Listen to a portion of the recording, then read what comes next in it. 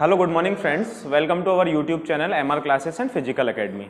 मैं आयुष दुबे, आपका दोस्त। आज हमारा टॉपिक है इतिहास। जैसा कि आप जानते हैं कि हम सारे अलग अलग टॉपिकों पे अलग अलग वीडियोस आपको प्रोवाइड करा रहे हैं। जैसे हमने एमपी के, उसके बाद आपको एमपी की भारत की ज्योग्राफी के, साथ ही साथ पॉलिटी के वीडियोस प्रोवाइड कराए हैं। आज मैं आपको इतिहास के लिए एक वीडियो लेके आया हूँ। चलिए आइए समझते हैं हम इतिहास क्या होता है। तो जैसा कि कोई भी सब्जेक्ट रहता है उसका नाम में ही उसका अर्थ छुपा रहता है। जैसा कि आप देख रहे हैं, हिस्ट्री को हम हिंदी में कहते हैं इतिहास। इति का मतलब होता है पहले और हास का मतलब होता है जो बीत जाता है। इसका मतलब इस सब्जेक्ट के अंतर्गत हम बीते हुए समय के अध्ययन को पढ़ेंगे। तो इतिहास का मतलब होता है बीते हुए समय का अध्ययन। इतिहास में आप जैसे कि देखते हैं कि डेट्स जो रहती हैं वो बीसी और एडी में लिखी रहती हैं, मतलब ईसा पूर्व और ईसवी में लिखी रहती हैं। बच्चों को कंफ्यूजन होता है कि जो ईसवी की डेट्स जो हैं वो सीधी लिखी रहती हैं और ईसा पूर्व की डेट्स हमेशा उल्टी लिखी रहती हैं। तो उसका कंफ्यूजन मैं आपका आज दूर करने वाला हूँ। जैसा कि देखिए, जैसा कि अभी हमारा 2021 चल रहा है, तो ये ग्रेगोरियन कैलेंडर के हिसाब से चल रहे हैं। पूरे विश्व में कई सारे कैलेंडर्स अपनाए गए हैं। जैसे कि मुस्लिम धर्म में हिजरी संवत को प्राथमिकता दी गई है, ईसाई धर्म में ग्रेगोरियन कैलेंडर को प्राथमिकता दी गई है, हिंदू धर्म में शक संवत और विक्रम संवत को प्राथमिकता दी गई है। ऐसे ही अलग अलग शासकों ने समय समय पे बहुत से कैलेंडर्स चलाएं। लेकिन हम एक वैश्विक जीवन में रहते हैं, पूरे विश्व में हमारा ट्रेड चलता है, जिसके लिए हम ग्रेगोरियन कैलेंडर को फॉलो करते हैं। जैसे कि जो ग्रेगोरियन कैलेंडर का जो नव वर्ष होता है वो जनवरी से चालू होता है, जबकि हिंदू धर्म का जो नव वर्ष है वो चैत्र से चालू होता है। तो ऐसे कर करके अलग अलग कैलेंडर्स में अलग अलग डेट्स होती हैं। लेकिन जो इतिहास की डेट्स हैं वो हम सारी की सारी ग्रेगोरियन कैलेंडर के हिसाब से देखने वाले हैं। देखिए, ग्रेगोरियन कैलेंडर के हिसाब से दो प्रकार की चीज होती है। एक तो होता है बीसी, मतलब बिफोर क्राइस्ट, जिसको हम ईसा पूर्व कहते हैं। दूसरा होता है एडी, जिसको हम anno domini, in the year of Jesus Christ कहते हैं, और हिंदी में उसको कहते हैं ईसवी। तो ईसा पूर्व की जो डेट्स रहती हैं वो हमेशा उल्टी लिखी रहती हैं, तथा ईसवी की जो डेट्स रहती हैं हमेशा सीधी लिखी रहती हैं। जैसे कि आप देखिए, ईसा पूर्व में अगर 2021 वर्ष है तो उसके बाद 2020 आएगा, फिर उसके बाद 2019 आएगा, फिर 18 आएगा, फिर 17 आएगा। बीसी में डेट्स हमेशा उल्टी लिखी जाती हैं क्योंकि हमें जीरो पे आना रहता है, और जीरो से फिर ग्रेगोरियन कैलेंडर का पहला वर्ष चालू होता है। जब जीसस क्राइस्ट का जन्म होता है तो उसी दिन से इन्होंने अपने कैलेंडर चालू किया और दिन गिनना चालू किए। लेकिन ऐसा तो है नहीं कि ईसा मसीह के जन्म के पहले कोई विश्व में कोई चीजें हुआ नहीं करती थी। उसके पहले का जो इतिहास है उसे हम बीसी से दर्शाते हैं, मतलब ईसा पूर्व से दर्शाते हैं, तथा उसके बाद के जो इतिहास की डेट्स हैं वो हम एडी से दर्शाते हैं। जैसे बीसी में 2021 के बाद आएगा 20, फिर 19, फिर 18, ऐसे करके 3, 2, 1 और 0, ये हो जाएगा 0। और जैसे ही हम एडी पे आएंगे तो फिर से पहली तारीख से चालू होगा। पहला साल आएगा, दूसरा साल आएगा, तीसरा साल आएगा, ऐसे कर करके 2018, 19, 20, 21, 22, ऐसे करके ये जो डेट्स हैं हमेशा सीधी लिखाती हैं, जबकि ईसा पूर्व की डेट्स हमेशा उल्टी लिखाती हैं। चलिए आइए अब हम अपने ओरिजिनल टॉपिक पे आते हैं, जिसका नाम है बौद्ध धर्म। वैसे तो इतिहास की जो क्लास है वो बौद्ध धर्म से चालू नहीं होती है। वैसे तो वो पाषाण काल, पुरा पाषाण, प्रागैतिहासिक काल, इन काल से चालू होती है। लेकिन ऑफलाइन क्लासेस में हम उन कालों को कवर करते हैं। ऑनलाइन क्लासेस में मैं आपको केवल वो वीडियो प्रोवाइड कराऊंगा जहां से आपके डायरेक्ट एग्जाम में क्वेश्चंस बनते हैं, जिससे कि आपका कोई नंबर ना कटे। अगर आपको विस्तृत जानकारी चाहिए तो फिर हमारे ऑफलाइन क्लासों के थ्रू आप वो जान सकते हैं। चलिए आते हैं हम बौद्ध धर्म पे। बौद्ध धर्म की अगर मैं बात करूं तो बौद्ध धर्म जो है ईसा पूर्व चालू हुआ है। इसका मतलब इस काल में, बिफोर क्राइस्ट, ईसा मसीह के जन्म के पूर्व 563 ईसा पूर्व से बौद्ध धर्म चालू होता है। बौद्ध धर्म जिस समय चल रहा है तो इस समय भारत में 16 महाजनपद हुआ करते थे, जिनमें से तक्षशिला, गांधार जिसकी राजधानी थी, मत्स्य, कुरुक्षेत्र, हस्तिनापुर और इंद्रप्रस्थ इसकी राजधानी है। मगध एक महाजनपद था जिसमें पाटलिपुत्र, गिरिब्रज और राजगिरी इसकी राजधानी है। अंग की राजधानी चंपा हुआ करती थी। चेदी, अवंती ये मध्य प्रदेश में महाजनपद हुआ करते थे जिसकी राजधानी उज्जैन थी। अस्मक की राजधानी पोटन थी। ऐसे करके पूरे भारत जो है 16 महाजनपदों में बटा हुआ था। 16 महाजनपदों में एक गणराज्य हुआ करता था जिसका नाम था कपिलवस्तु, जो कि नेपाल में पड़ता था। नेपाल की तराई में लुम्बिनी करके एक जगह थी जहां शाक्य गणराज्य था, मतलब वहां डेमोक्रेसी चलती थी जैसे कि आज भारत में चलती है, वो लोग मिलके अपना राजा चुनते थे। जबकि यहाँ राजतंत्र चलता है, मतलब राजा का लड़का ही राजा बनता था, जबकि ऐसा यहाँ नहीं हुआ करता था। यहाँ राजा का लड़का राजा नहीं बनेगा, यहाँ जिनको लोग चुनेंगे वो राजा बनेगा।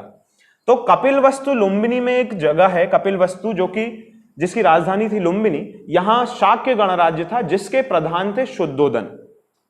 शुद्धोदन के यहां 563 ईसा पूर्व एक दिव्य बालक का जन्म होता है जिसका नाम वो सिद्धार्थ रखते हैं। आगे चल के वही Siddharth light of Asia, Asia का प्रकाश, गौतम बुद्ध कहलाने लगेंगे। अब वो कैसे बुद्ध कहलाए, चलिए हम देखते हैं। तो जब गौतम बुद्ध का जन्म होता है तो वो बचपन से चिंतनशील व्यक्ति रहते हैं और धीरे धीरे, उसके पीछे बहुत लंबी स्टोरी है, मैं आपको वो लंबी स्टोरी यहां कवर नहीं कर सकता हूं, आपको केवल फैक्ट्स यहां बताऊंगा। गौतम बुद्ध जब बड़े होते हैं तो वो अपना गृह त्याग देते हैं। उनकी 16 वर्ष में उनकी शादी हो जाती है। यशोदा नामक एक स्त्री रहती है, एक सुंदर कन्या, जिससे उनकी शादी हो जाती है और उनका एक पुत्र रहता है जिसका नाम रहता है राहुल। तो यशोदा और राहुल को 29 वर्ष की आयु में, 29 ईयर्स की आयु में वो अपने घर से घर त्याग देते हैं और उन्हें वहीं छोड़ के जंगल में प्रस्थान कर जाते हैं। तो गौतम बुद्ध का जन्म हुआ 563 ईसा पूर्व। कहां हुआ था? लुम्बिनी में, नेपाल में। दूसरा, उनके पिता का क्या नाम था? तो उनके पिता का नाम था शुद्धोदन, जो कि शाक्य गणराज्य के प्रधान थे। तीसरा क्वेश्चन, माता का क्या नाम था? तो माता का नाम था महामाया, जो कि कोलीय जाति की थी। कोलीय एक गणराज्य था, उसके प्रधान की बहन थी महामाया। लेकिन गौतम बुद्ध के जन्म के एक हफ्ते के भीतर ही महामाया की मृत्यु हो जाती है और उनका जो पालन पोषण किया है वो उनकी ही मौसी प्रजापति गौतमी ने किया है। आगे चल के यही प्रजापति गौतमी गौतम बुद्ध के जो संस्था है, जो वो धम्म बनाने वाले हैं, उसके लिए उसमें पहली महिला रहेंगी जिनको उनके धम्म में प्रवेश मिलेगा। मतलब उनका जो संघ बनता है उस संघ में प्रवेश मिलेगा। इनकी पत्नी का नाम यशोधरा था। इनके पुत्र का नाम, गौतम बुद्ध के पुत्र का नाम राहुल था। जब गौतम बुद्ध अपना गृह त्यागते हैं 29 वर्ष की आयु में, तो उस घटना को कहते हैं महाभनिष्क्रमण। यह एग्जाम में क्वेश्चन आता है डायरेक्ट कि गृह त्यागी की घटना को किस नाम से पुकारा जाता है? महाभनिष्क्रमण। कब गौतम बुद्ध ने गृह कब त्यागा था? 29 वर्ष की आयु में, 29 ईयर्स की आयु में वो अपना गृह त्याग देते हैं। उनके सारथी का नाम होता है चन्ना, जिसको चार्ड भी कहा जाता है। साथ ही साथ उनके घोड़े का नाम होता है कंथक, जो कि उनके बचपन के मित्र होते हैं दोनों, और इन्हीं के जरिए उन्होंने अपना गृह त्याग किया है। गौतम बुद्ध ने जो अपना गृह त्याग किया है वो अमावस की रात में किया है। बाकी के गौतम बुद्ध के जीवन से जितनी भी घटनाएं रिलेटेड हैं सारी की सारी पूर्णिमा पे हुई हैं। जैसे कि वैशाख पूर्णिमा पे उनका जन्म हुआ था, उनकी मृत्यु भी पूर्णिमा पे हुई है, उन्हें ज्ञान प्राप्त भी पूर्णिमा पे हुआ है।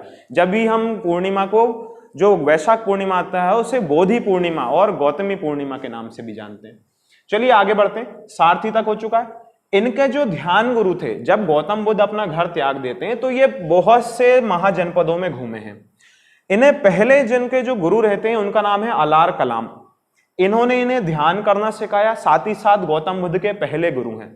आगे चल के इनसे गौतम बुद्ध असंतुष्ट रहते हैं और वो आगे चल के रुद्रक रामपुत्र को भी अपना गुरु बना लेते हैं। हालांकि वो स्टोरी के अंतर्गत आता है, इसलिए मैं आपको केवल फैक्ट्स कवर करा रहा हूं। गौतम बुद्ध के पहले गुरु का क्या नाम था? अलार कलाम। क्वेश्चन आता है तो हम डायरेक्ट अलार कलाम का नाम याद रखेंगे। गौतम बुद्ध को ज्ञान प्राप्ति कहां होती है? तो गौतम बुद्ध को जो ज्ञान प्राप्ति होती है वो मगध में ही होती है। मगध में बोध गया करके जगह है जो कि पटना के पास में पड़ता है। मगध में बोध गया में बोधि वृक्ष, एक पीपल का वृक्ष है जिसके नीचे बैठ के कंटिन्यू साधना करते हैं और 6 साल की कड़ी तपस्या के बाद 35 वर्ष की आयु में गौतम बुद्ध को ज्ञान की प्राप्ति होती है और ये लाइट ऑफ एशिया कहलाने लगते हैं। कहां इन्हें ज्ञान की प्राप्ति हुई थी? निरंजना नदी के तट पे हुई थी, बोध गया में। ठीक है। प्रथम उपदेश किनको इन्होंने दिया था? तो 5 ब्राह्मण सन्यासियों को इन्होंने प्रथम उपदेश दिया था, जिसमें से सारीपुत्र, महामोदगलायन, जिनकी हड्डियां सांची के स्तूप में रखी गई हैं, वो उनके 5 ब्राह्मणों में से 2 शिष्य होते हैं। और इनके जो पहले शिष्य बने थे वो वही 5 ब्राह्मण थे जिनको इन्होंने अपना ज्ञान सुनाया था। मतलब जो उनके मन में क्वेश्चंस उठते थे उनके सारों के जवाब दिए थे। तो प्रथम उपदेश इन्होंने दिया सारनाथ में। सबसे ज्यादा इन्होंने उपदेश मगध में दिए, जबकि प्रथम उपदेश कहां दिया है? सारनाथ में। क्वेश्चन यही एग्जाम में आता है कि प्रथम उपदेश गौतम बुद्ध का कहां दिया गया? सारनाथ।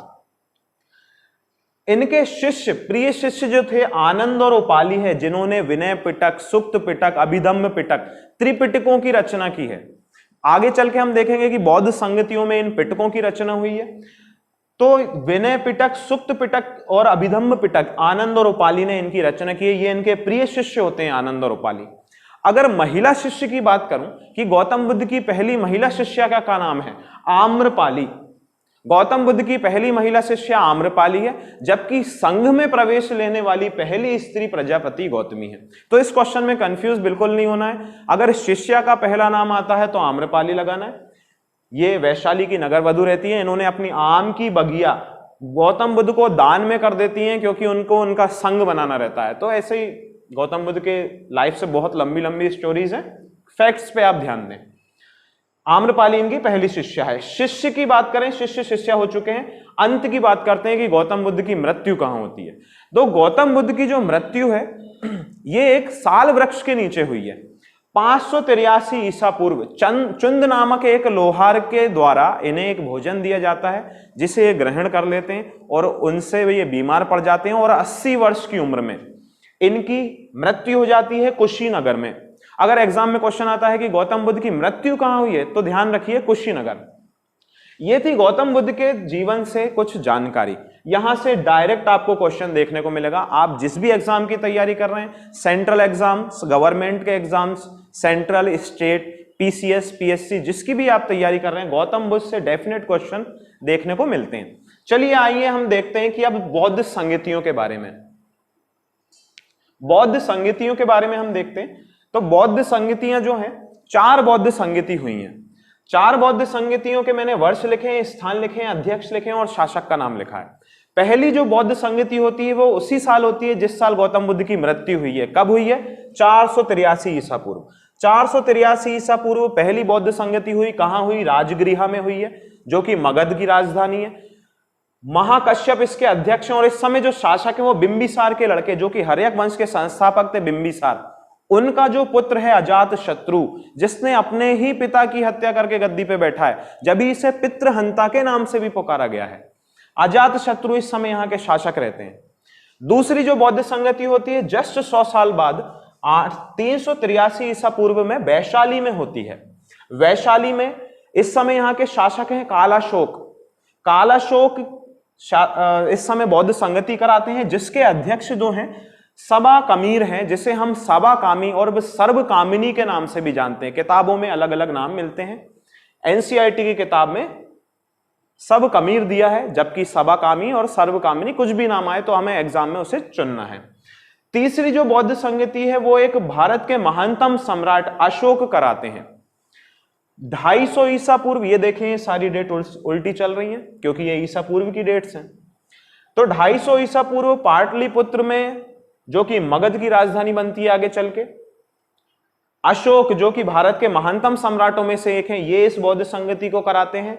और मुगली पुत्र तिष्य, जो कि इनके बहुत अच्छे सहयोगी रहे हैं, वो तिष्य को ये अध्यक्ष बनाते हैं इस संगति का। और जो लास्ट संगति है ये ईसा पूर्व में ना होके ईस्वी में होगी। कब होगी? 98 एडी, मतलब 98 ईस्वी में। कनिष्क का शासन चल रहा है इस समय। भारत के एक महानतम सम्राटों में से कनिष्क, जो कि कुषाण वंश के हैं, कनिष्क ने 98 एडी में कुंडलवन, कश्मीर में यह जगह पड़ती है, वसुमित्र इसके अध्यक्ष हैं तथा अश्वघोष इसके उपाध्यक्ष हैं। वसुमित्र अध्यक्ष, अश्वघोष उपाध्यक्ष। शासक कौन है? कनिष्क। तो ये बौद्ध धर्म से संबंधित कुछ एक महत्वपूर्ण जानकारी थी। आपको यहां से डेफिनेट क्वेश्चंस देखने को मिलेंगे। अब आप देख रहे हैं कि ये जो शासकों के नाम हैं, इन पे मैं आपको सेपरेट वीडियोस बनाने वाला हूं। जैसे अशोक के पूरे जीवन काल की घटनाएं, कैसे अशोक बौद्ध धर्म अपना लेता है, क्या वो शुरू से बौद्ध धर्म का रहता है या कोई और धर्म का रहता है, तो ये सारी बातें हम आगे चल के डिस्कस करेंगे कनिष्क के बारे में।